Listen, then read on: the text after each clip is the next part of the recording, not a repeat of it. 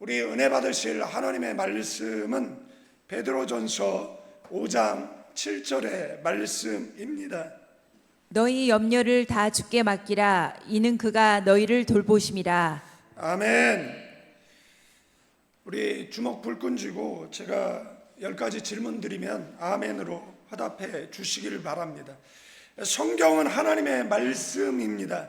아멘. 말씀은 내 발의 등이요 빛입니다. 아멘. 하나님의 약속은 변하지 않습니다. 아멘. 믿음은 하나님께서 주신 선물입니다. 아멘. 믿음으로 의롭다 하심을 얻습니다. 아멘. 의인은 믿음으로 삽니다. 아멘. 믿음은 바라는 것들의 실상입니다. 아멘. 믿음은 보지 못하는 것들의 증거입니다. 아멘. 믿음은 들음에서 나며 들음은 말씀으로 말미암습니다. 아멘. 믿음은 산을 옮깁니다. 아멘. 아멘. 아멘. 오늘은 베드로, 신약 성경에 나오는 베드로와 관련된 기도 구절들을 통해서 베드로는 어떤 기도의 삶을 살았는지 그것을 한 문장으로 정의하면 베드로는 모든 염려를 하나님께 맡기는 인생을 살았습니다. 저와 여러분들도 모든 염려를 십자가 아래 내려놓고 하나님께 맡겨드리는 저와 여러분 되어지기를 주님의 이름으로 축원드리겠습니다. 그리고 주께서 주시는 십자가의 사명을 감당해 내는 저와 여러분 되기를 축원드립니다. 베드로에 대해서는 따로 설명드리지 않아도 잘 알고 계시겠지만 베드로는 갈릴리 베세다 출신 어부였고 본명은 시몬이었다라는 겁니다. 예수님께서 이름을 바꿔준 사람 가운데 한 사람이 베드로였다라는 것입니다. 왜 그의 이름을 바꾸어 주었을까? 그의 믿음은 늘 흔들림의 연속이었어요. 그래서 그의 이름을 예수님께서는 헬라어로 페트로스, 바위로 바꿔 주셨다라는 것. 여러분의 믿음이 정말 바위와 같이 단단한 그런 믿음의 사람들 되어지기를 축원드리겠습니다. 그리고 그는 훗날 교회의 반석과 같은 지도자, 사도로 세워질 것을 예언하는 의미에서 그의 이름이 페트로스로 바뀌었다라는 것. 그리고 예수님께서 선택하신 12 제자 가운데 수제자, 그가 바로 베드로였다라는 것. 마태복음 16장 16절에 보면 그의 신앙 고백이 나오죠. 주는 그리스도시요 살아계신 하나님의 아들이라고 고백하게 되어집니다. 이것이 교회의 기초가 되어집니다. 이것을 잘못 해석한 카톨릭은 베드로가 초대 교황이고 그에게 천국문을 여닫는 열쇠가 주어져 있다라는 것이죠. 여러분들 생각을 해보십시오. 신부가, 주교가, 교황이 천국문을 여닫는다라고 생각을 해보십시오. 그러면 함부로 하겠습니까? 함부로 뒤에서 욕하고 함부로 음해하고 있지도 않는 사실을 부풀려서 싸움에서 이겨보겠다라고 그렇게 발악을 하겠습니까? 이 땅에서 심판 못 받으면 주님 앞에 섰을 때 그 심판을 받을 거 아니겠어요? 그런데 카톨릭은 그런 문제가 나지 않죠. 교리 자체가 그러면 함과 같은 저주를 받을 것이다라고 교리적으로 가리키기 때문에 그런 일은 있을 수가 없죠. 죄를 사하는 권세를 가지고 있는 사람에 대해서 함부로 이야기할 수 없죠. 그러면 왜 종교개혁을 하면서 이것을 안 가지고 왔느냐라고 이야기했을 때 비성경적이기 때문에 안 가지고 온 것입니다.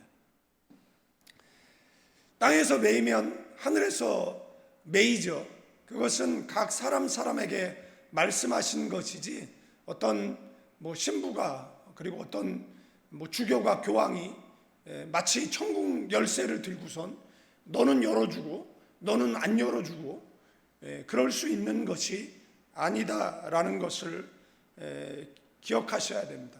아마 그렇게 중상모략 그리고 신뢰를 잃고 사람들이 말을 듣지 않을까 봐 이것을 공교히 해서 내가 너의 천국문을 여닫을 수 있다라고 아마 교인들을 협박하지 않았을까 하는 그런 생각도 가져보게 되어진다라는 겁니다. 그러나 교회의 기초는 뭐라고요? 믿음의 기초는 뭐죠? 신앙 고백이에요. 그래서 우리가 예배드리기 전에 뭐 하죠? 사도신경 하잖아요. 그것은 신앙 고백이잖아요. 그래서 우리는 이런 하나님, 이런 예수님, 이런 성령님을 믿는다라고 뭐 하는 겁니까? 고백하는 것이잖아요. 그 기초 위에 믿음이 세워지는 것, 교회가 세워지는 것이다라는 것입니다. 그런데 베드로는 장점만 있었던 것이 아니라 단점도 있었어요. 그는 충동적이었고 혈기가 많았던 것으로 본다라는 겁니다. 예수님께서 고난 순환을 예고하셨을 때 십자가 지지 말라라고 했던 사람이 베드로였어요. 그때 예수님은 그를 향해서 사탄아 내 뒤로 물러나라 너는 나를 넘어지게 하는 자도다라고 이야기했던 내용을 우리는 성경 속에서 그의 책망을 보고 듣게 되어진다라는 겁니다. 그는 특별한 은혜를 체험했어요. 저는 많은 은혜를 받았다, 많은 은사를 받았다라고 이야기하는 사람들에게는 뭐가 따르냐라면 책임이 따릅니다. 그래서 내가 많이 받았다라고 말하지 말고 책임을 지세요. 교회에 충성하고 헌신하고, 그죠? 그런데 어떤 사람은 많이 받았음에도 불구하고 말하지 않습니다. 그냥 묵묵히 자신의 일을 수행합니다. 교회를 세우고 목회자와 성도들을 위해서 기도를 합니다. 빈 수레가 요란한 것이다라는 것을 기억하셔야 될 줄로 믿습니다. 변화산에서 누구를 봤죠? 변화되어진 영광의 주님을 보았다라는 겁니다. 그리고 베드로는 겟세마네 동산에서 기도하라고 말했지만 육신이 연약해 잠을 잤던 제자이기도 했어요. 예수님 체포될 때는 칼을 끼내서 그 체포하러 온 사람의 귀를 쳤는데 귀만 떨어져 나가는, 그러니까 베드로는 아마 이 싸움에 특화되어져 있는 그런 사람이었던 것 같습니다. 아무리 검도를 배우고 검을 다루는 걸 배웠다라고 해서 그 귀만을 쳤겠습니까? 베드로가 죽이려고 했던 것은 아니고 위협을 가했던 것으로 보게 되어져요. 이 정도로 베드로는 이런 격정적인 사람이었다라는 것이에요. 그는 또 주님을 그 천한 계집종 앞에서 저주하며 부인하는 그 3번 부인하는, 그에게 인생의 칠흑 같은 어둠의 밤도 있었다라는 거예요. 그때 주께서 그를 바라보셨고 베드로와 예수님의 눈이 마주친 것으로 봅니다. 어디서 낯설지 않은 음성이 들리는데 그 음성이 사랑하는 그 제자의 음성이에요. 그런데 그 제자가 나도 그리스도의 당이다, 나도 죽여라고 한 것이 아니라 저주하면서 입에 담지 못할 욕설로 나는 그하고 상관이 없다라고 부인하는 그때 예수님께서 그를 바라보셨고 그 눈마주침에 베드로는 나가죠. 그리고 닭이 3번 우는 그런 일들이 있었다라는 것이고요. 부활하신 주님께서 그를 찾아오셔서 다시 목양을 그에게 맡기시죠. 내 양을 먹여라, 내 양을 치라, 내 양을 먹이라고 이렇게 말씀하시는데, 그 전에 예수님은 요한의 아들 시몬아, 네가 나를 사랑하느냐라고 물으셨습니다. 3번 물으셨어요. 3번 부인했기 때문에 3번 물으셨던 것 같습니다. 이 물음을 통해서 예수님은 그의 제자의 권위, 수제자의 권위를 회복시켜 주셨습니다. 그 후에 베드로는 오순절 성령 강림 때 설교했고 3,000명이 회개하는 초대교회 지도자 되었다라는 것. 안진뱅이를 일으켰고 박해 가운데서 사람보다 하나님께 순종하는 것이 마땅하다라고, 불과 얼마 전만 해도 천안 계집종 앞에서 생명을 유지하기 위해서 저주하며 부인했던 그가 이제는 담대히 외치는 증인이 되었다라는 겁니다. 그의 이름은 이 초대교회의 중요한 사건마다 순간마다 등장한다라는 것. 그의 선교 사역 가운데 고넬료의 집에서 이방인에게 복음을 전했고 복음의 문을 열었던 사람이 바로 베드로였다라는 겁니다. 예루살렘 공의회에서 믿음으로 구원을 얻는다라는 진리를 변호한 사람 또한 베드로라는 것이고, 그의 생의 마지막은 로마에서 맞이하죠. 그래서 초대교회 전승에 따르면 그는 거꾸로 십자가에 달려 순교했다라고. 그 이유는 내가 내 주님과 같은 모습으로 죽을 자격이 없다라고 고백했기 때문이라고 전해져 내려오고 있습니다. 그의 마지막 고백처럼 베드로는 실수가 많았고 베드로의 인생은 실패로 시작했지만 은혜로 완성되어진 사람이 베드로라고 볼 수가 있습니다. 우리도 믿음의 출발을 하고 실수하고 넘어짐이 있지만 궁극적으로 승리하는 저와 여러분들이 되어질 줄로 믿습니다. 그가 남긴 서신은 신약 성경에 2권 남아 있습니다. 베드로전서와 베드로후서, 바울이 남긴 서신보다 해석하기 어렵다라고, 그는 학문 없는 범인이라고 성경은 말하고 있고, 그는 무시받는 그 당시 어부였어요. 그러나 그의 성경적 학문의 깊이는 가말리알 학파의 출신의 바울보다 깊었던 것을 우리는 알 수가 있습니다. 우리는 세상 지식 좀 없어도 성경 지식에 뛰어난 저와 여러분 되기를 주님의 이름으로 축원드리겠습니다. 우리가 궁극적으로 승리하고 궁극적으로 우리가 더 나은 미래를 향해 전진하는 것은 저와 여러분의 학벌이 아닙니다. 저와 여러분의 물질이 아닙니다. 저와 여러분들이 가지고 있는 실력이 아닙니다. 우리들의 궁극적인 승리로 이끄는 것은 하나님의 말씀이고, 힘들고 어려울 때마다 기도로 하나님을 의지할 때 우리는 저 천성을 향한 믿음의 행진을 멈추지 않는 가난한 모든 교우들이 되어질 줄로 믿습니다. 이 베드로 전후서는 이 고난 속의 성도들에게 소망과 그리고 인내 그리고 거룩한 믿음의 길을 가르치고, 문장으로 요약하면 넘어졌으나 다시 일어난 사람 베드로, 부인했으나 끝내 주를 사랑한 사람 베드로, 두려움 속에서도 기도로 일어난 믿음의 사람 베드로인 줄로 믿습니다. 이것을 우리에게 적용한다라면 넘어졌습니까? 다시 일어나기를 축원드립니다. 부인했습니까? 그러나 끝끝내 주를 사랑한다라는 고백 남기고 주님 앞에 서는 저와 여러분 되기를 축원드리겠습니다. 두려움이 있습니까? 그 속에서도 기도로 일어나는 믿음의 사람 되시기를 축원드리겠습니다.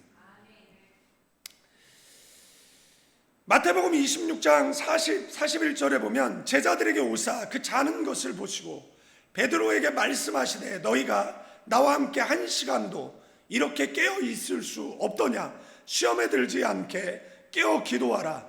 마음에는 원이로되 육신이 약하도다. 우리가 여기서 알 수 있는 문자적 사실은 뭐냐? 한 시간 동안 깨어 기도하면 시험이 우리를 패스오브 하는 줄로 믿습니다. 시험이 유월되는 줄로 믿습니다. 그래서 이 밤에 우리가 깨어 기도할 때 여러분들 한 시간입니다. 세상 사람들은 쇼츠 보는데 많은 시간을, 저도 이렇게 쇼츠를 보다 보면 정말 많은 시간이 후딱 지나간 것을 보게 되어질 때가 있습니다. 그런데 그 시간을 카운트하지 않아요. 저희 집 아이가 영화 본 시간, 어떤 본 영화들을 아마 뭐 카운트하는 게 있나 봐요. 그랬더니 500시간 봤다 그러더라고요. 그러니까 뭐 카운트 안 된 것까지 하면 더 많은 시간을 봤겠죠. 그러면 저희 아이가 이제 500시간을 봤으면 저는 몇천 시간을 영화를 좋아했기 때문에 정말 영화를 참 많이 봤거든요. 뭐 제목과 주인공과 내용은 잘 기억을 못하지만 그래도 필리핀에 있을 때는 매주 수요일마다 영화가 바뀔 때마다 가서 영화를 봤어요. 영화가 그다 쌌으니까. 한국 돈으로 뭐 쌌잖아요, 영화가. 뭐 처음에 갔을 때 뭐 한 40페소 50페소밖에 안 했으니까. 그러다가 뭐 100페소 되고 뭐 이렇게 쓰니까 100페소가 2,500원이잖아요. 그러니까 영화 쌌어요. 그래서 영화 참 많이 봤던 것 같습니다. 뭐 한국에 와도 영화 많이 보잖아요. 뭐 넷플릭스라든지 디즈니 플러스라든지 뭐 쿠팡 와우 클럽 회원이면은 뭐 또 공짜로 볼 수 있도록 해주잖아요. 안 보나 봐. 시침이 뚝 떼고 앉아 계시는 걸 보면. 그러니까 그 영화들 많이 보잖아요. 그런데 성경 많이 읽었느냐, 믿음 생활 많이 했느냐, 기도 많이 드렸느냐 할 때에는 그것이 우리의 인생의 우선순위, 하나님께 드리는 시간이 아깝지 않은, 그러니까 이 우중 가운데에도 교회 나와서 뭐 하는 거죠? 예배하고 기도하는 것이죠. 우리에게 다가오고 있는 시험은 유월되어질 줄로 믿습니다.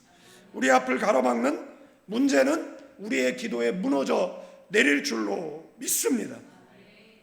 그런데 베드로는 기도하는 것보다는 잠에 익숙한 제자였어요. 그래서 예수님께서 깨어 있으라. 이거는 뭐예요?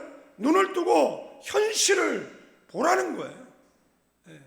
지금이 잠잘 상황이 아니라는 것이잖아요. 우리가 잠잘 시간이 아니잖아요. 깨어 기도해야 될 시간이잖아요. 사탄 권세는 파상 공세로 우리를 실패하도록 파상 공세할 때 현실을 바라보고 이때는 뭐 해야 되죠? 깨어서 기도해야죠.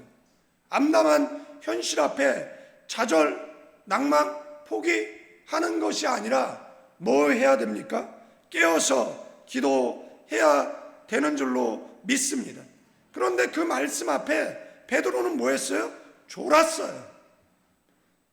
내가 이렇게 살면 내 미래가 어떻게 될지 모르지 않아요. 사람들은 다 알아요. 그럼에도 불구하고 애써 외면해 버리는 겁니다. 그리고 온몸으로 사람 채찍 인생 막대기 온몸으로 그 세찬 비바람을 맞는 것이잖아요. 나만 맞는 것이 아니잖아요. 나로 인해서 온 가족이 풍랑을 겪을 수도 있는 것이잖아요. 그때 우리가 의지할 수 있는 것은 하나님밖에 없습니다. 우리가 뭐 만몬 숭배자입니까? 예? 그래서 사람을 납치하고 감금하고, 예? 그의 비밀번호를, 예? 알아내서, 예? 범죄단지에 가둬놓고 그 한 사람에게서 뺏을 수 있는 모든 것을 뺏고, 그리고 그 사람을 통해서 아는 모든 지인들에게 연락해서, 예? 돈을 보내게 하고, 예? 부모를 협박하고, 예? 그리고 마침내는 죽음을, 그리고 그 시신조차, 예?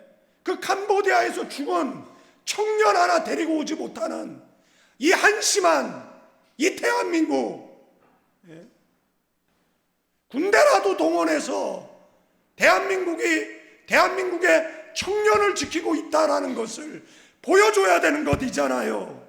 쇼하지 말고, 정치 잘하는 척하지 말고 국민들에게 뭔가 좀 보여줘야 되잖아요. 국가 위기 상황에, 예? 쇼 프로에 나가서 쇼하지 말고, 전 정권 욕했으면 지라도 똑바로 살아야 되는 것이잖아요. 그저 잘하기를 정말 기도합니다. 정말 이 한심하지 않은 대통령으로 역사의 길이 남아주기를. 그래서 대한민국이 존경할 수 있는, 정말 대한민국의 대통령이 된다라는 것은 정말 불행이잖아요. 그런데 그러지 않는 대통령이 되어주기를 정말 눈물로 기도합니다. 여러분들도 여야 뭐 정치 색깔 다 떠나서 저 한심한 지도자와 그 밑에 있는 각부 장관들, 그리고 저 들떨어진 국회의원들을 위해서 기도해야 됩니다. 그래야지만 더 나은 미래를 우리 청년들에게 선물해 줄 수 있다라는 겁니다. 올 한 해 저 캄보디아에 억류되어져 있는 그 청년들이 수백 명이라는 것이잖아요. 제가 필리핀의 대사관에 싸울 때 걔네들이 저한테 맨날 하는 이야기가 뭐였느냐라면, 이 사람 풀어줘야 되지 않느냐라고 이야기하면 꼭 걔네들이 하는 얘기가 있었어요. 무슨 얘기인 줄 압니까? 죄를 져서 그렇다라는 거예요. 마치 자기들만 아는 비밀이 있는 것처럼 이야기합니다. 나중에 알고 보면 다 거짓말이었어요. 그들은 그냥 편견을 갖고 있는 거예요. 무슨 편견이냐면 범죄를 저질렀겠지. 그리고 왜 그런데 왔어? 뭔가 부당한 것을 욕심을 낸 거 아니야. 그런데 그것을 왜 국가가 지켜줘야 돼? 이런 논리로 해석을 한다라는 것이에요. 몰라서 그럴 수 있잖아요. 어린데 뭘 합니까? 이제 20대 아이들이 뭘 합니까? 그러니까 어른이, 국가가 잘 지도해줘야 되는 거 아니겠습니까? 우리는 남보라는 영화를 보고 자랐어요. 여러분들, 제주도 근해에서 이스라엘 배가 수년 동안 무엇을 찾아, 그래 기자가 그 배를 타고 가서 인터뷰한 기사가 실린 적이 있습니다. 뭐 하세요? 그랬더니 여기서 배가 자초되어졌는데 시신한 구루를 못 찾았답니다. 여러분들, 미국의 대통령들은 저 북한 땅에 가서 자국민들을 구출해오는 모습을 볼 때 국민들은 얼마나 그 대통령을 존경하겠습니까? 지금 북한에 억류되어져 있는 우리 국민들 애써 외면하고 뉴스에 한 줄 나오지 않도록 하는 것은 손바닥으로 하늘을 가리는 것과 뭐가 같겠느냐라는 겁니다. 그래서 국가가 지켜주지 못하는 국민을 하나님은 더 철두철미하게 지켜주실 수 있으니까 우리는 누구에게 기도해야 됩니까? 하나님께. 아멘. 내 아이를 지켜주세요. 기도하시는 저와 여러분 되기를 축원드리겠습니다. 여러분도 어느 귀신이 아이들 친구 만나러 갔다가 아이들 나이트장도 갈 수 있죠. 그러나 그곳에다 모르게 약을 타서 성범죄를 저지르고 전 세계에서 그런 범죄자들에게 가장 약한 형량을 때리는 아직도 승리란 애가 활동하고 있는 모습을 보면 도대체 대한민국의 법치는 살아있는 것인가 라고 생각이 들 정도라는 것입니다. 버닝썬 사건으로 사람들에게 충격을 줬지만 결국은 그를 비호하는 세력들이 있었고, 그리고 유야무야 또 우리는 그 사건을 밀어내는 것이죠. 나중에 또 그런 사건을 대면하게 되어지면 냄비근성으로 또 뜨거워졌다가 또 밀어버리고 또 다른 사건과 대면한다라고 생각을 해보세요. 하나님께서 지켜주셔야 돼요. 나라도 하나님 지켜주셔야 되고 백성도 하나님 지켜주셔야 되고, 교회도, 우리의 자녀들도, 우리 가정도 하나님 지켜주셔야 되는 줄로 믿습니다. 주님은 그가 넘어질 때 누가복음 22장 31, 32절 말씀에 보면 아셨어요. 시몬아, 사탄이 밀가부르듯 하려고 너희를 청구하였으나 내가 너를 위하여 너의 믿음이 떨어지지 않기를 기도하였노니. 주님은 그가 곧 넘어질 것을 아셨어요. 그 믿음이 완전히 끊어지지 않도록 미리 뭐 하셨어요? 기도하셨습니다. 사랑하는 성도 여러분, 넘어질 수 있습니다. 그러나 완전히 넘어지면 안 돼요. 여러분들, 의인은 몇 번 넘어져요? 7번 넘어져도 몇 번 일어나는 겁니까? 8번 일어나는 사람들인 줄로 믿습니다. 교육자 생활하면서 얼마나 많은 사람들을 만났겠어요. 그들이 처음에 믿음이 좋은 듯 보였는데 넘어지고 아주 넘어져 못 일어나는 사람들도 보았어요. 믿음이 미미한 것 같은데 어느 날은 정말 교회 기둥과 같은 직분자로 세워져 있는 사람들도 보았어요. 여러분들은 전자가 아닌 후자의 사람이 되어지기를 주님의 이름으로 축원드리겠습니다. 교회의 직분은 높아졌는데 나중에 보면 신앙이 형편없는, 그 사람이 형편 원래 없는 사람이었을까요? 아니에요. 그 사람이 믿음이 좋았기 때문에 교회 장로도 세우고 권사도 세우고 뭐 안수집사도 세운 것이잖아요. 그런데 어느 날 보면 그 믿음이 온데간데 없이 실종되어, 그래서 드는 생각은 장로를 세워야 되나? 이 생각이 드는 거예요. 그래서 뭐 세월이 흐르면 우리 뭐 김창업 집사님이나 김신군 집사 왜 나와? 우리 신유진 집사님이나 교회 장로님 그잖아요. 약인과 보아스와 같이 그가 이루시고 그가 세우셨다, 뭐 그런 기둥과 같은 장로님들이 되어 있겠죠. 그런데 장로 말고 간사하면 어떨까 이 생각을 해봤어요.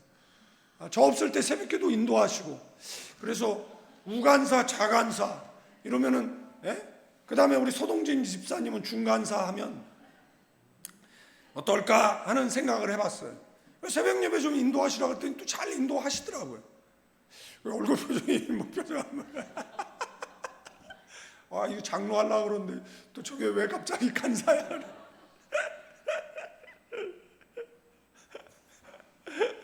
웃어? 그렇지 않습니까? 그래서 우리의 짐을 서로 나눠주면 참 좋겠다, 이런 생각을.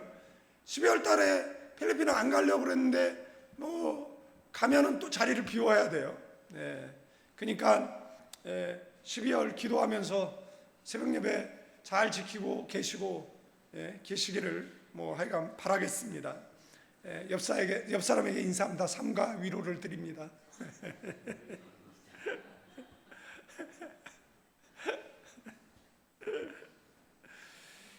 주님은 그가 넘어질 것을 아셨어요.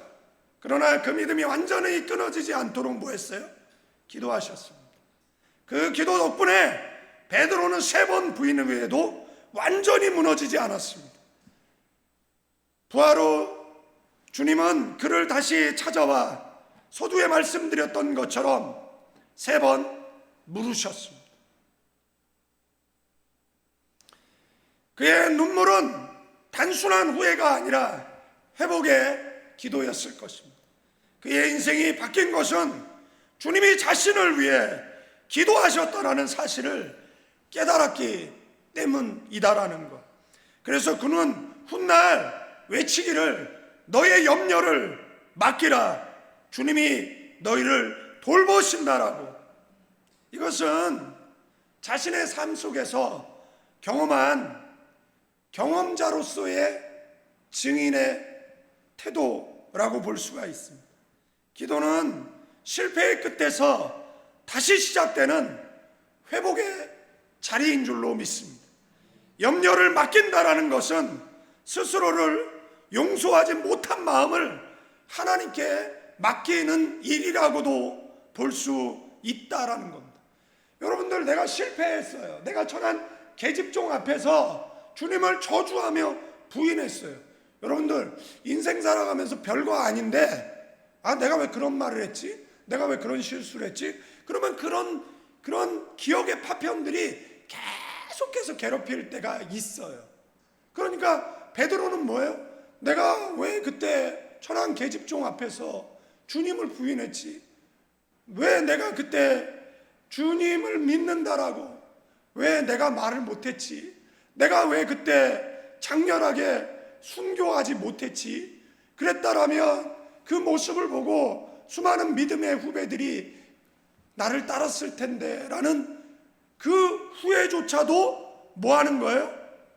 맡기는 거예요. 누구에게요? 주님께. 그 죄책감마저도 뭐 하는 겁니까? 내려놓는 겁니다. 아멘. 부활하신 예수님께서 그 베드로에게 반복되어지는 원고 수정하다가 이게 아마 중복이 된 것 같습니다. 제가 다시 수정해서 드리도록 하고, 그 베드로는 또한 누구를 위해서 기도했습니까? 요즘은 이제 증보기도라는 말을 쓰면 마치 병아리 감별사 같은 사람들이 달려들어가지고, 제가 페이스북에 뭐 누구를 위해서 증보합시다, 무슨 그 행사를 위해서 증보합시다 그랬더니 저 미국에 있는 그 병아리 감별사께서 쪽지가 왔어요. 증보기도가 아니죠, 이렇게. 그래서 제가 아니죠, 도구의 기도죠, 이렇게 댓글을 보냈어요. 그랬더니 목사님 아시는군요. 모를 리가 있습니까? 잘못 썼어요. 그랬더니 목사님 고마워요. 그래서 제가 뭐가 고마워요? 다른 사람은 욕해요. 그러더라고요. 그래서 속으로 얘기했지. 욕 안 먹으려면 이따위 문자 보내지 말라고. 너만 신학했냐? 나도 했다. 너만 하냐? 나도 한다. 그잖아요. 정치? 너만 알아? 나도 알아. 그리고 대한민국 국민이야. 모든 사람은 나라 걱정해. 그러니까 내 이야기가 옳다라고 주장하면 반대 사람들이 이야기하는 것도 기울여야죠. 그런 얘기 다 듣지 않고 모든 생각을 획일화시켜서 나랑 똑같이 생각하라 라고 말한다라면 그것은 사회주의고 그것은 공산주의예요. 막상 그런 세상이 온다라고 이야기하면 아무도 원치 않는 세상일 거예요. 그러니까 그걸로 일로일비할 필요도 없고 뭐 싸울 필요도 없고 뭐 하는 거예요? 남이 얘기하는 것도 귀 기울이는 거예요. 그래서 더 나은 미래를 향해 뭐 하는 거죠? 조국을 이끌어 가면 되는 거예요. 말은 중요하지 않아요. 결과가 중요한 것이잖아요. 경제가 더 성장하고 그리고 더 살기 좋은, 그리고 우리 청년들이 그렇게 미얀마, 라오스, 캄보디아, 뭐 필리핀 이런 나라에 억류되어져 있고 납치되어지고 인신매매되어지고 범죄 속을해서 악용되어져서 대한민국의 그 수십조의 재산이 매년 그들 소나기에 들어가는 범죄에 이용되지 않도록 해야죠. 자, 보세요. 베드로는요, 사도행전 3장에 보면 제9시 기도 시간에 성전에 올라가면서 안진뱅이에게 말했어요. 안진뱅이는 구걸을 했어요. 성전 미문에 앉아 있었어요. 그는 성전에 들어갈 수가 없어요. 그 당시에 그런 사람은 들어갈 수가 없었어요. 차별을 받았어요. 그런데 그에게 베드로는 뭐라 그랬어요? 은과 금은 내게 없거니와 내게 있는 것으로 내게 주노니 곧 나사렛 예수 그리스도의 이름으로 일어나 걸으라고. 여러분들, 우리는 환경에 관심을 가져야 됩니다. 분리수거 잘 하셔야 됩니다. 그 에너지를 통해서 또 다른 재생이 일어날 수 있도록 그냥 다 소각해 버리면 안 됩니다. 중국에서 우리나라 쓰레기를 가져다가 그것을 분리해서 값싼 원자재를 만들고 그리고 제품을 만들어서 그래서 모든 굴뚝 공장들은 그 산동만도에 만들어지고 그리고 그래서 전 세계의 뭐를 장악하는 겁니까? 제조업을 장악해 버리는 것이잖아요. 그러니까 점점 그 나라 의존도가 커질 수밖에 없는 것이잖아요. 그리고 그 굴뚝 공장에서 배출되어지는 그런 것들은 다시 미세먼지로 그 바람을 타고 대한민국으로 날아와서 가을을 제외한, 가을만 편서풍이 부니까 가을을 제외하고 봄, 여름, 겨울은 맑은 하늘을 볼 수 없는, 그래서 2000년도 접어들어서 대한민국의 그 이비인후과 환자들이 10배 이상 증가하고 고통을 호소하고 폐질환으로 죽어가는 사망자의 속출과 그리고 암 환자들이 많이 늘어나는 이 안타까운 현실들을 보게 되어지잖아요. 그러니까 뭐 해야 되죠? 그거는 교회에서 특별히 교육하지 않아도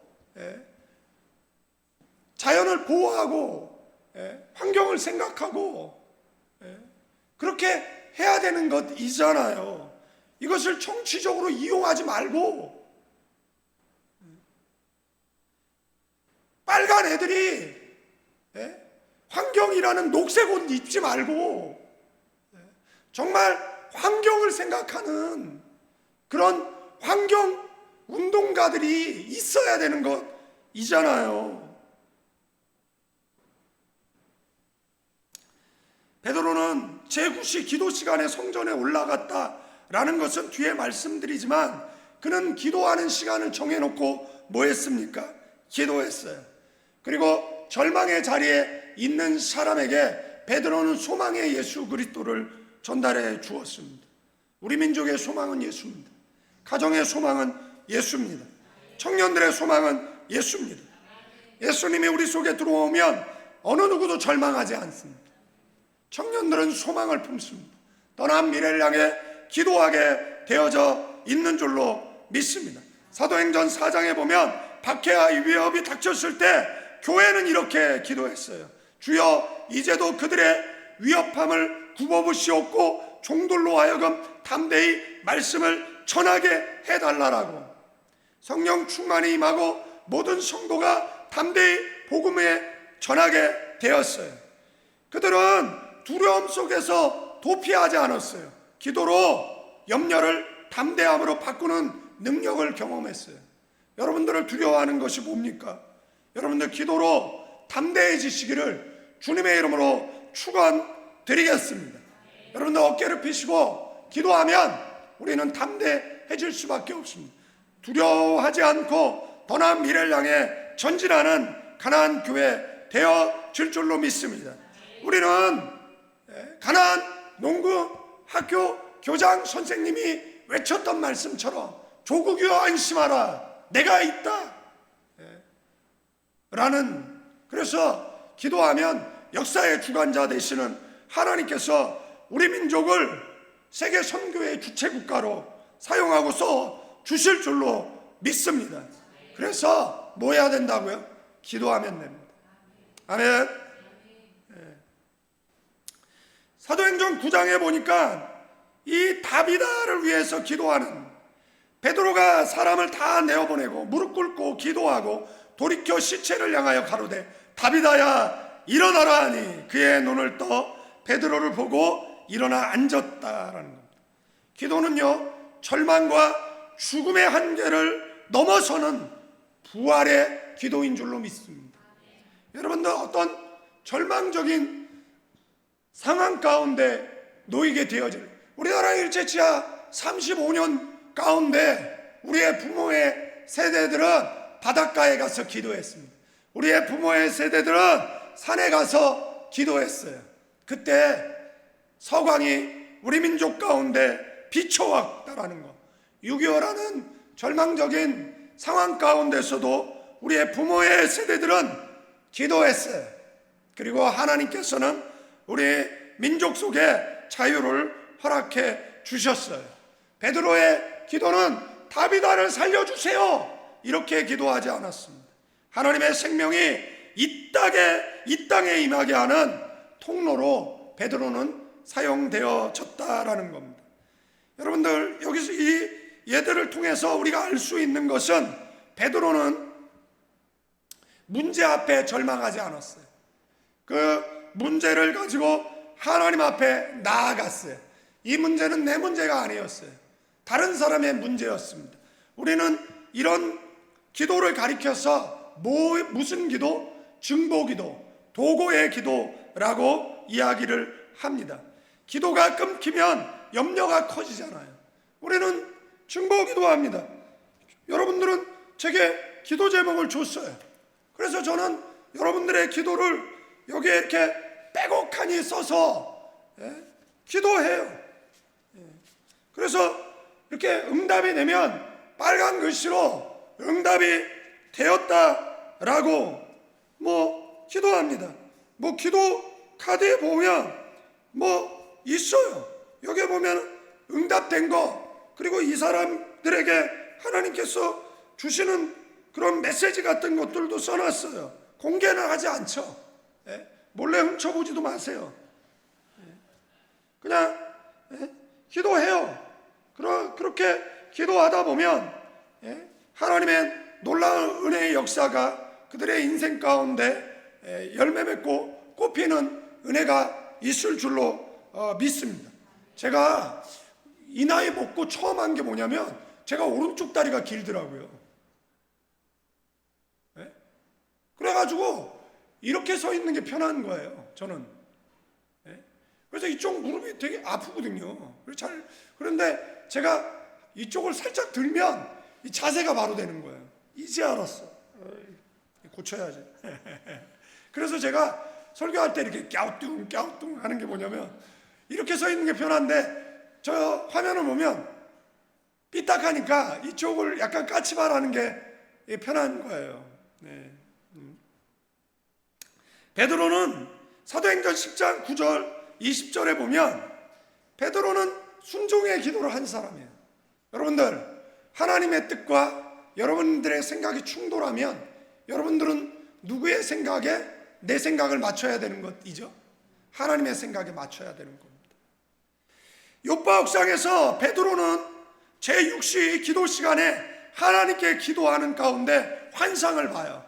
하늘에서 큰 보자기 같은 것이 내려왔어요. 유대인들이 먹지 않는 온갖 부정한 짐승들이 가득한 거예요. 그런데 들려온 하나님의 음성은 뭐였어요? 먹으라는 거였어요. 못 먹습니다. 먹어라. 못 먹습니다. 먹어라. 못 먹습니다. 이것을 반복합니다. 그때 하나님은 베드로에게 내가 거룩하다고 한데 네가 뭔데 부정하다고 하느냐라. 그리고 베드로는 먹었을까요? 안 먹었을까요? 끝내 안 먹었습니다. 그죠? 끝내 안 먹었어요. 이 사건들은 베드로의 그 세계관이 완전히 뒤집히는 겁니다. 그 베드로는 그 이방인에게 복음을 전한다라는 것에 대한 껄끄러움이 있었던 것이에요. 그러나 이 사건을 통해서 베드로의 이 세계관이 바뀌게 되어지는 겁니다. 그리고 고넬료 집에 가서 복음을 전하고 이방인들에게도 성령이 임하는 것을 목격하게 되어진다라는 것. 그래서 기도는 그에게 있어서 율법적인 경계를 넘어서 하나님의 뜻에 순종하는 길을 열어 주었다라는 것입니다. 그래서 염려를 맡긴다라는 것은 하나님의 뜻을 내 생각보다 우선하는 믿음의 결단인 줄로 믿습니다. 기도는 하나님께 내 계획을 보고하는 것이 아니에요. 그리고 이렇게 해달라고 결제를 받는 것이 아니에요.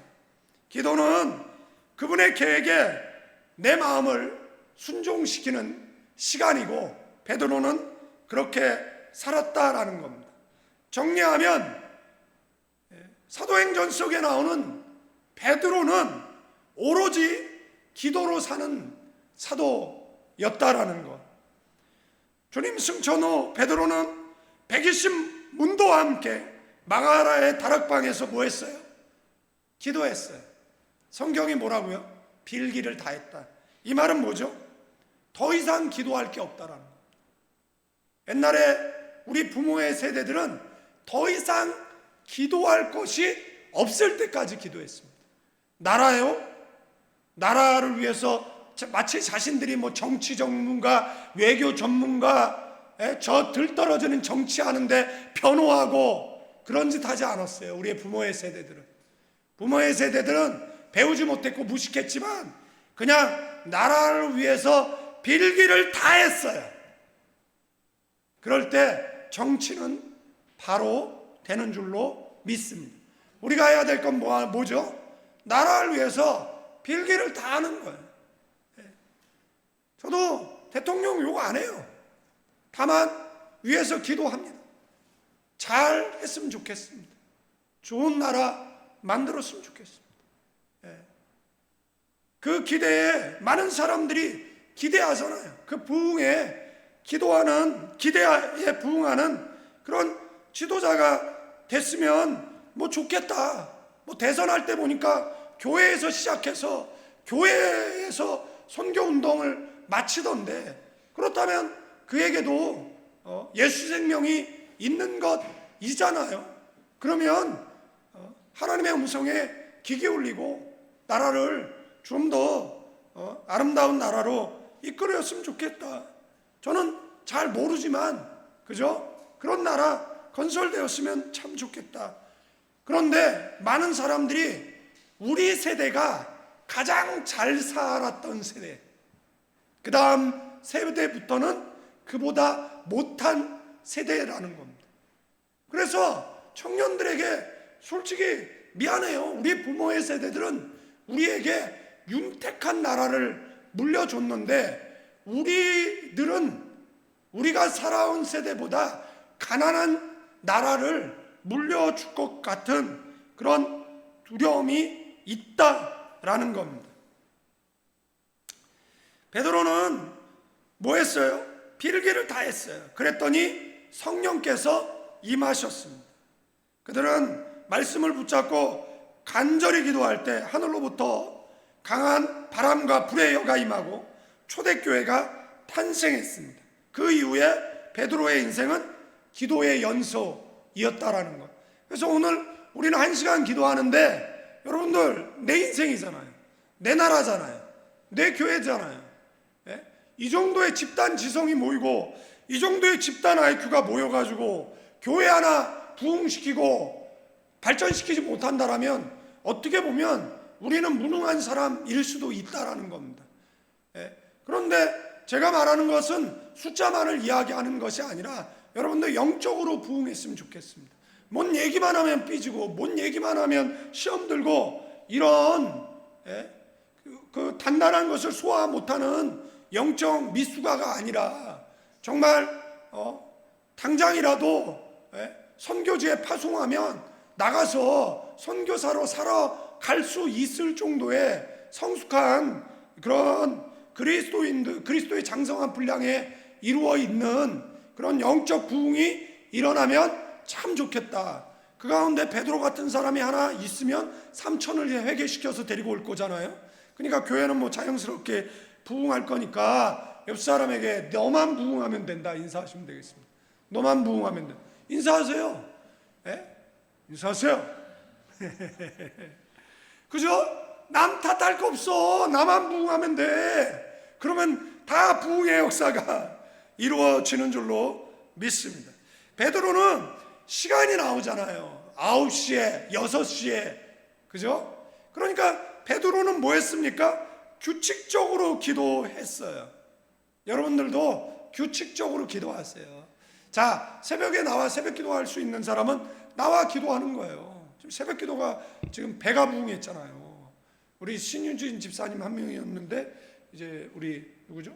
이정혜 권사님, 가끔 우리 박정미 권사님 또 나오시고, 그러니까 새벽 기도가 부흥을 했어. 새벽 기도가 부흥을 하니까 주일 예배 인원도 늘은 것 같아. 왜 이렇게 얘기하겠어요?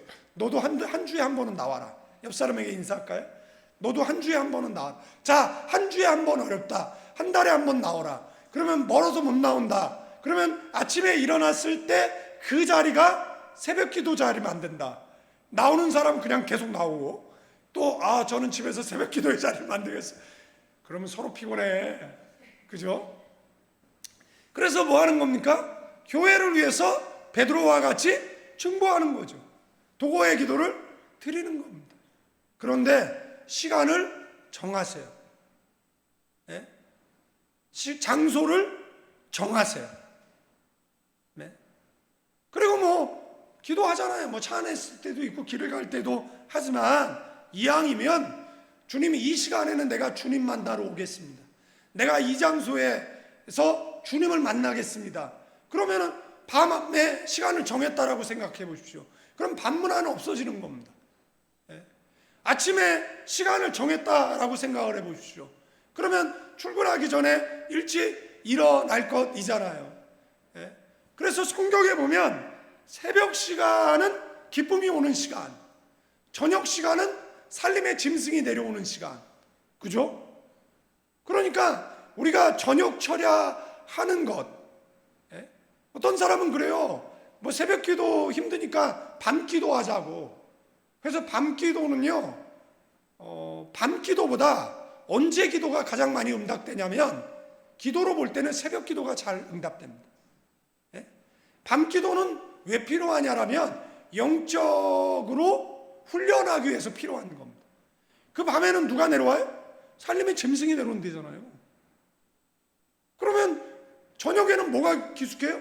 울음이 기숙한다잖아요. 아침엔 뭐가 오죠? 기쁨이 온대잖아요. 예수님의 탄생 새벽이었어요. 부활 새벽이었어요. 홍해 언제 갈라졌죠? 새벽이었어요. 여리고 언제면 새벽이었어요. 성경 속에 나오는 모든 기적과 이적의 역사가 언제 일어났죠? 새벽이에요. 우리 주님이 빛난 새벽별이에요. 이 정도 하면 내일 한 명 늘겠죠? 내일 새벽기도 없구나. 깜빡했네. 너 혼자나 할 줄 알았지?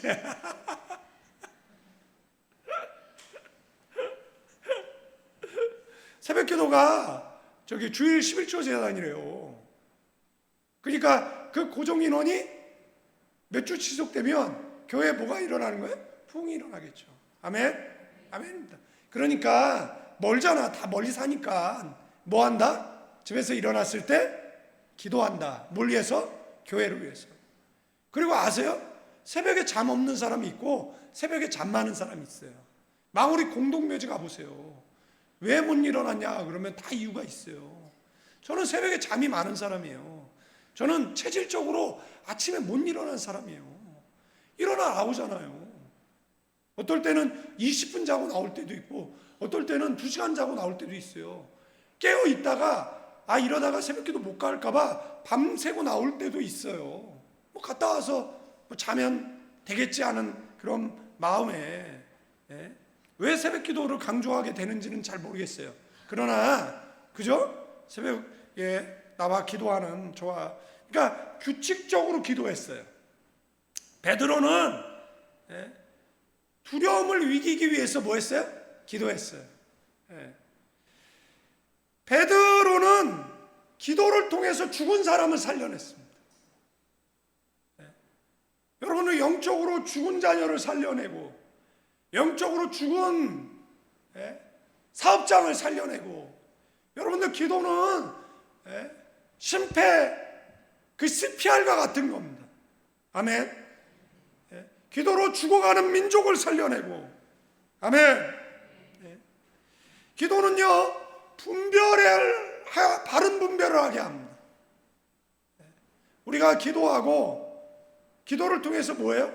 바른 선택을 할 수 있도록 우리를, 그리고 그 선택에 뭐 할 수 있도록? 순종할 수 있도록. 아멘. 아멘입니다. 헤롯이 야고보를 죽이고 베드로를 잡아 가두었을 때 교회는 뭐 했어요? 간절히 기도했어요. 베드로는 잠을 잤어요. 그래서 말씀드렸잖아요. 베드로는 기도하는 것보다 잠자는 걸 더 좋아하는 사람이다, 이렇게 말씀을 드렸잖아요. 중요한 순간에 다 뭐 하고 있어요? 자고 있어요. 대단하죠.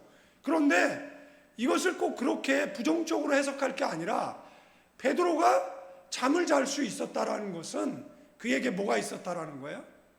하나님에 대한 신뢰와, 그리고 하나님께 맡기는 믿음이 있었기 때문에 잠을 잘 수 있었다. 그래서 여러분들도 계속 퍼즐로 자는 거예요. 모든 것을 하나님께 맡기고, 뭐 다 하나님 알아서 하세요. 뭐 잘못되면 다 하나님 책임이에요. 내 책임은 없어요. 베드로전서 5장 6절 8절 말씀에 보면 너희 염려를 다 주께 맡기라. 이는 그가 너희를 돌보시리라. 여러분들, 베드로가 이 말을 했을 때는요, 로마의 네로 황제에 의해서 그리스도인이 화재의 범위로 몰려서 박해받던 시대였어요. 성도들은 매일 체포되었고 죽음의 위협 속에 살았어요. 그들의 마음에는 언제나 뭐가 있어요? 염려가 있었어요. 베드로는 그들에게 너희 염려를 누구에게 맡기라고요? 다 주께 맡기라는 거예요. 이 맡기다라는 것의 원어적 의미는 던지다라는 거예요. 야구할 때 공을 던지듯이 내 염려를 주님께 던져버리는 거예요. 그러면 주님께서 그 내 염려를 뭐 하는 거예요? 받아주시는 것이잖아요. 그러면서 나오는 메시지가, 그러므로 하나님의 능하신 손 아래서 겸손하라. 때가 되면 너희를 높이신다라는 말이 그 앞기절에 있어요. 그러니까 지금은 너희가 낮아져서 핍박을 갖지만 때가 되면 너희를 높여준다라는 거잖아요. 여러분들, 우리의 믿음의 선배들은 고난의 세월을 보냈어요. 그러나 우리들은 그들이 이루어가는 나라로부터 뭐예요? 평안한 복음 전파의 세대를 살아가고 있잖아요. 뭐 교회 간다라고 핍박 받습니까? 안 받잖아요. 여러분들, 복음 전한다라고 핍박 받습니까? 안 받잖아요. 정신 이상자가 아닌 이상은 누가 여러분을 뭐 핍박을 합니까? 친구 관계도 핍박 가능합니까? 제가 제 친구한테 야 교회 가자 그랬더니 이런 지하에 거절당한 적이 있어요. 제가 고등학교 때. 그래서 제가 그 다음서부터 걔하고는 아는 척을 안 했어요. 야, 만나서 전화를 해도 안 받고, 그다음 만나자 그래도 안 만나니까 얘가 도대체 저한테 찾아와서 그랬어요. 왜 그러냐 그래. 아이, 너까지 것 하고 얘기할 필요가 없다 그래서 제가 피해 다녔더니 걔가 몰라서 그러는데 정말 내가 뭐 잘못했으면 얘기해 달라라는 뭐 하더라고요. 그래서 제가 얘기했어요. 내가 교회 다니자 그랬는데 내가 사기 치자 그랬습니까? 몰이업자 가자 그랬습니까? 뭐 사기를 치자 그랬습니까? 그런 친구 교회에 가자라는 게 그렇게 거절할 이야기예요? 교회 가자 그러는데? 여러분들, 그런 것들 만나지 말아요. 교회 가자라는데 그게 거절할 일입니까? 지 술 처먹을 때 제가 맨날 옆에 앉아 있어줬는데, 예? 지가 원하는 건 내가 다 들어줬는데 내가 교회 가자라는 걸 그걸 안 듭니까? 그렇지 않습니까? 그래서 걔가 나중에는 미안하다고 저한테 사과하고 교회 가겠다라고, 그러고 나서 한 주 나오더니 이제 됐지 그러더라고. 되긴 뭐가 돼? 세례 받아야지. 되기는 뭐가 됐다는 거예요? 그잖아요. 아는 사람이야. 교회 가자라는데 그렇게 성질 내고 교회 가자라는데 그렇게 거절하는 게 말이 됩니까? 말이 안 되잖아요. 제가 식당에서 밥 먹는데 기도하는데 옆 테이블에서 재수 없어 그러더라고요. 깜짝 놀랐어요. 제가 기도 마치고 눈 떠서 지금 뭐라 그러셨어요? 물어봤어요. 아니 내가 내 돈 주고 밥을 먹는데 내가 그 사람한테 혐오를 받아야 됩니까? 네? 그렇지 않습니까? 요즘은 뭐 부가세 붙지 않으니까 SNS에다가 막 기독교인 뭐 하면, 여러분들 세상은 다양한 주장이 있을 수 있어요. 왜 너랑 생각이 같지 않다라고 해서 내가 공격받아야 될 이유가 없는 거예요. 그게 민주국가예요. 민주국가에는 진보도 있는 거고 진보 너머에 공산주의자도 있는 거예요. 예? 그리고 보수주의자도 있는 거예요. 그 너머에 극우도 있는 거예요. 너는 왜 극우냐? 너는 왜 종복이냐? 싸울 필요 없어요. 그 사람 사상이 종복주의자고 그 사람 사상이 극우인 거예요. 그래서 민주국가는 생각이 다양한 거예요. 그래서 이 다양성 속에서 각자의 목소리를 내고 그 다음에 합의를 이루어서 더 나은 미래를 향해 전진하는 것이잖아요. 그런데 왜 너 나랑 똑같은 목소리를 안 내? 그래서 혐오하는 것, 이거는 잘못된 것이잖아요. 그죠? 그런 거를 기억하셔야 될 것 같고요. 그래서 말씀을 좀 정리하고 얘기가 좀 곁길로 갔는데 좀 마치도록 하겠습니다. 염려를 뭐 하라고요? 주님께 던지라는 겁니다. 그럼 주님께서 뭐예요? 받아주실 거예요. 아멘? 아멘입니다. 받아주는 걸 끝나지 않죠. 때가 되면 하나님께서 높여주시는 은혜가 있을 줄로 믿습니다. 그래서 성경은 뭐라고요? 겸손하라. 때가 되면 너희를 높이시리라. 8절에는 뭐라고요? 근신하라. 깨어라. 너희 대적 마귀가 우는 사자같이 두루다니며 삼킬차를 뭐한다라고요? 찾는다라고 말하고 있어요.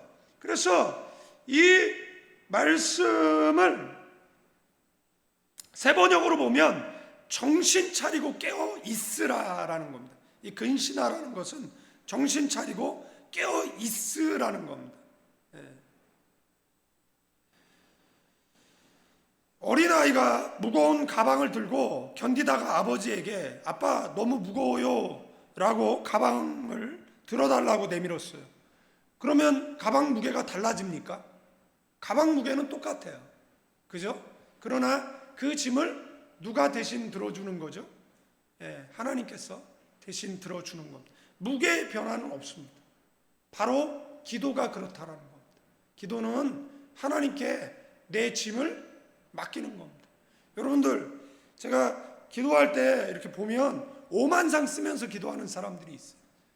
오만상 쓰면서 그 다음 날도 와서 오만상 쓰고 그 다음 날 와서 오만상 쓰고.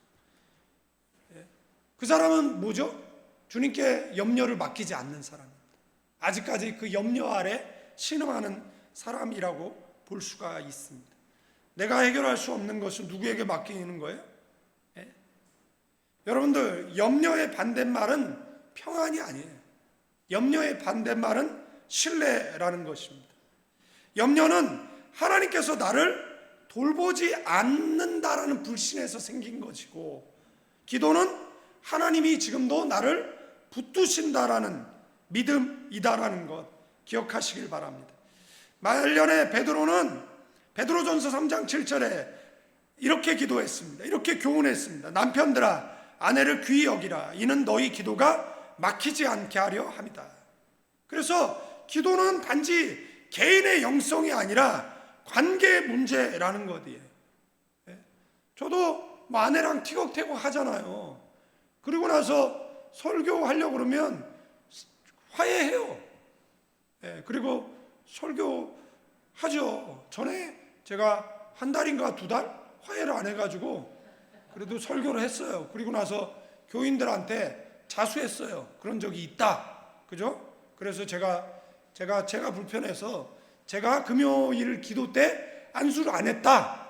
예? 그래서 이제 화해를 했기 때문에 안수를 해드린다. 뭐 이제 이런 말씀을 드렸잖아요. 그러니까 사랑의 관계가 깨지면 뭐가 막히는 거예요? 기도가 막힌다라는 겁니다. 또한 기도는 종말을 준비하는 겁니다. 기도하지 않는 사람은 마치 세상이 영원할 것처럼 살지만 기도하는 사람은 주님 오실 시간이 불어나라는 그 인식 속에 해이해진 신앙의 옷깃을 여미는 사람인 줄로 믿습니다.